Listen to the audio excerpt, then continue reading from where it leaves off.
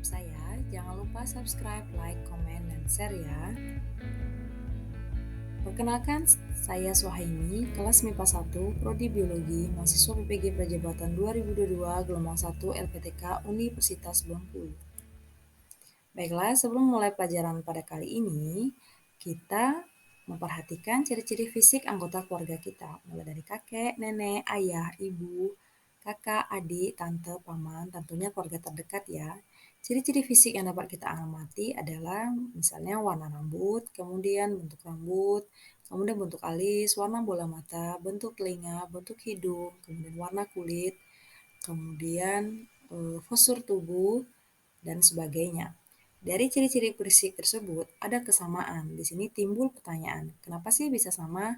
Apa yang menyebabkan hal tersebut bisa sama? Dan itulah yang akan kita pelajari pada kali ini. Ciri-ciri fisik yang sama tersebut yang diturunkan dari kakek nenek kita, kemudian ke orang tua kita, sampai ke kita, itu dinamakan sebagai pewarisan sifat. Atau di sini akan kita pelajari mengenai hereditas. Hereditas adalah pewarisan sifat-sifat fisik dan perilaku dari suatu makhluk hidup kepada keturunannya. Sifat-sifat menurut ini kemudian dikendalikan oleh substansi genetika yang disebut DNA atau deoksiribonucleic acid atau asam deoksiribonukleat yang terdapat di dalam gen. Pola hereditas menurut hukum Mendel. J. Johann Mendel lahir pada 22 Juli 1822, merupakan ilmuwan yang menemukan prinsip bahwa pewarisan sifat mengikuti pola-pola tertentu yang disebut pola hereditas. Ia juga menjadi orang pertama yang meletakkan bidang matematika dalam genetika. Karena peran Mendel dalam dunia genetik sangat besar, ia pun disebut sebagai bapak genetika. Mendel wafat pada usia 61 tahun. Makhluk hidup memiliki sifat tersendiri yang membedakan antara satu dengan yang lainnya. Sifat yang dimiliki oleh setiap makhluk hidup ada yang dapat diturunkan dan ada yang tidak dapat diturunkan. Pewarisan sifat dari generasi ke generasi berikutnya akan mengikuti pola tertentu yang khas bagi setiap makhluk hidup. Pewarisan sifat dari induk pada keturunannya ini disebut hereditas, sedangkan cabang biologi yang khusus mempelajari tentang hereditas adalah genetika. Tokoh yang sangat berjasa dalam penemuan hukum-hukum genetika adalah J. Johann Mendel, 1822 sampai dengan 1884 dari Austria. Mendel melakukan percobaan dengan membesarkan tanaman-tanaman yang mempunyai sifat beda. Tanaman yang dipilih adalah tanaman kacang ercis atau Physaceae sativum. Alasan Mendel menggunakan tanaman tersebut adalah mudah dalam melakukan penyerbukan silang, mudah didapat, mudah hidup atau dipelihara, berumur pendek, cepat berbuah, dapat terjadi penyerbukan sendiri, dan banyak jenis yang memiliki sifat yang mencolok. Sifat-sifat yang mencolok tersebut misalnya warna bunga, ungu atau putih, warna biji, kuning atau hijau, warna buah, hijau atau kuning, bentuk biji, bulat atau kisut, sifat kulit, halus atau kasar, letak bunga di ujung batang atau di ketiak daun, serta ukuran batang tinggi atau rendah. Perbedaan sifat mencolok tersebut dapat kita perhatikan pada gambar berikut. Mulai dari panjang batang, letak bunga, bentuk polong, kemudian warna bunga, bentuk biji, serta warna biji. Di sini tergambar jelas bagaimana perbedaan dari Physaceae sativum. Beberapa kesimpulan penting tentang hasil percobaan Mendel sebagai berikut. Hibrid, yang pertama adalah hibrid, hasil persilangan antara dua individu dengan tanda beda. Memiliki sifat yang mirip dengan induknya dan setiap hibrid mempunyai sifat yang sama dengan hibrid yang lain dari spesies yang sama. 2. Karakter atau sifat dari keturunan suatu hibrid selalu timbul kembali secara teratur, dan inilah yang memberi petunjuk kepada Mendel bahwa tentu ada faktor-faktor tertentu yang mengambil peranan dalam pemindahan sifat dari satu generasi ke generasi berikutnya. Yang ketiga, Mendel merasa bahwa faktor-faktor keturunan itu mengikuti distribusi yang logis, maka suatu hukum atau pola akan dapat diketahui dengan cara mengadakan banyak persilangan dan menghitung bentuk-bentuk yang berbeda seperti yang tampak dalam keturunan. Sebelum kita mempelajari materi berikutnya, sebaiknya kita memahami istilah-istilah dalam pola-pola hereditas. Yang pertama, parental di sini disimbolkan dengan huruf P besar merupakan orang tua atau induk. Di sini misalnya P1, P2, P3 dan sebagainya. P1 merupakan parental pertama, P2 merupakan parental kedua, P3 merupakan parental ketiga dan seterusnya. Kemudian gamet disimbolkan dengan huruf G besar. Di sini merupakan induk jantan dan induk betina. Kemudian filial atau disimbolkan dengan huruf F besar merupakan keturunan.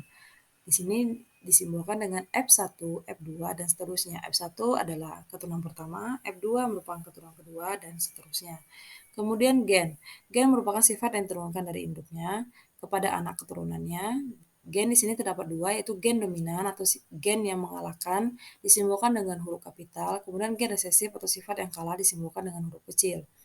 Kemudian alel merupakan pasangan gen yang terdapat pada kromosom yang homolog, misalnya A besar A besar, A besar A kecil, B besar B kecil, C besar C kecil, dan sebagainya. Kemudian genotip merupakan faktor pembawa sifat dari kedua induk. Di sini genotip ada tiga. Yang pertama adalah dominan homozigot atau sama, yaitu disimbolkan dengan M besar M besar. Kemudian heterozigot, ada dua gen yang berbeda di sini. Yang pertama adalah M besar dan M kecil. Kemudian genotip resesif atau disimbolkan dengan M kecil M kecil. Kemudian fenotip, sifat yang muncul atau tampak. Dari percobaan yang Mendel lakukan, terdapat dua hukum. Yang pertama adalah hukum Mendel 1 dan yang kedua adalah hukum Mendel 2. Hukum Mendel 1, setiap alel dari gen yang sama akan berpisah atau bersekresi secara bebas pada saat pembentukan gamet. Hukum Mendel 1 disebut juga dengan hukum sekresi. Kemudian hukum Mendel 2, setiap alel dari gen yang berbeda akan bergabung atau berarsortasi secara acak pada saat pembentukan gamet, atau di sini disebut dengan hukum asortasi. Dari kedua hukum Mendel tersebut, terdapat beberapa persilangan. Yang pertama adalah persilangan monohibrid, merupakan persilangan antara dua individu dengan satu sifat beda, mono satu hibrid persilangan.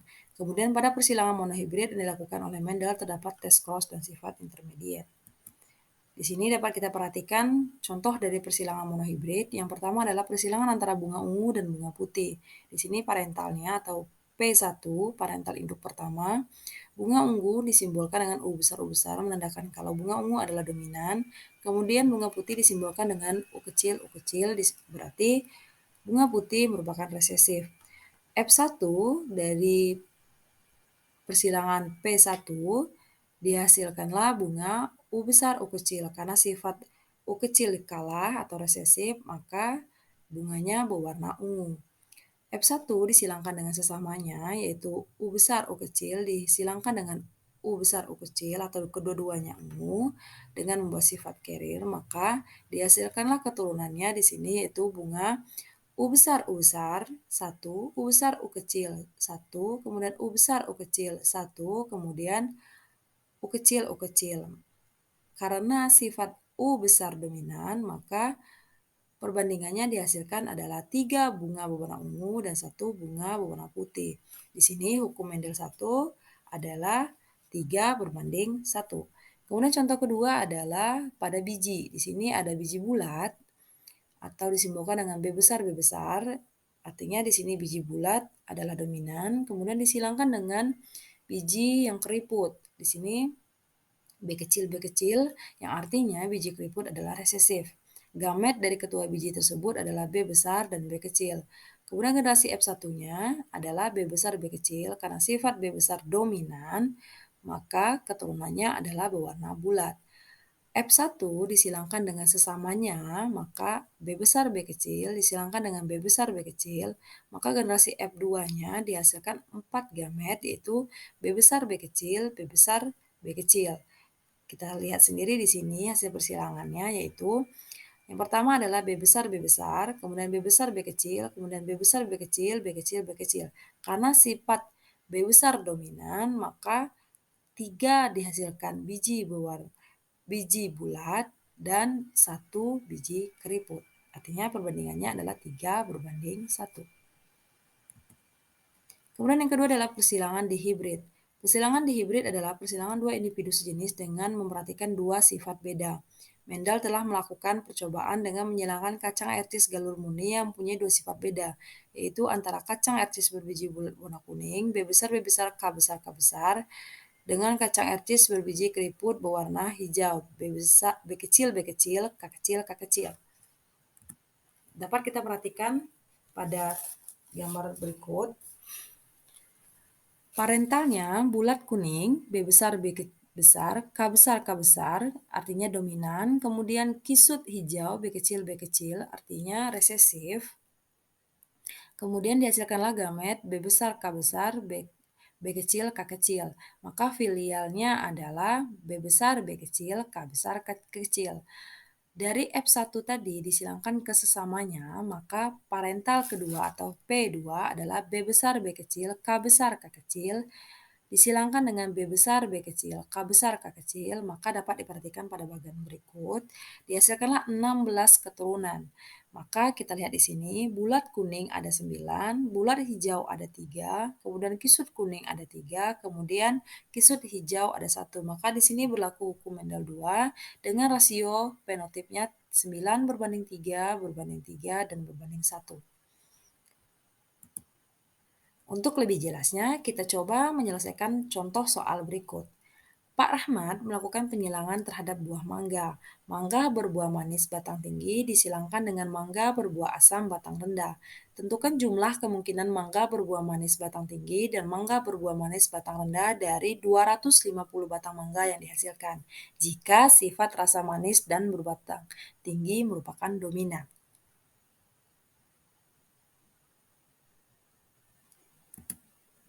Oke, dari contoh soal tersebut kita coba kerjakan sama-sama, kemudian selamat mengerjakan, akan dibahas pada video berikutnya. Sekian untuk materi pada hari ini, semoga bermanfaat. Jika ada kesalahan atau ada komen atau ada kritik dan saran, silahkan di kolom komentar ya. Jangan lupa subscribe, like, komen, dan share. Thank you. Bye-bye. Assalamualaikum warahmatullahi wabarakatuh.